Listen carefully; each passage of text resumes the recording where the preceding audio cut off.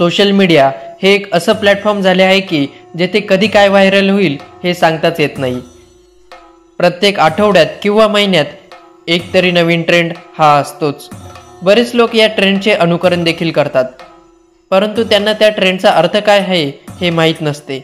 आजकाल एक reel audio viral होत आहे, ती म्हणजे या ऑडिओमधील हा जादुई मंत्र ऐकल्यावर आपल्याला प्रश्न पडतो की अरे कहना क्या चाहते हो। नमस्कार, आपण पाहतात मराठी यशोगाथा। चला तर मग म्हणजे काय याच्याबद्दल अधिक माहिती जाणून घेण्याचा प्रयत्न करूया।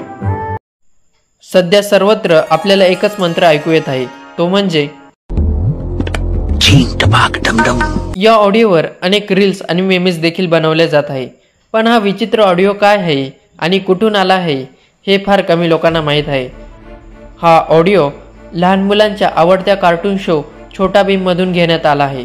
या कार्टून मालिकेच्या 47व्या भागात खलनायकाची टोळी दाखवली आहे आणि या टोळीचा जो मेन बॉस आहे तो एक वाक्य बोलतो, ते म्हणजे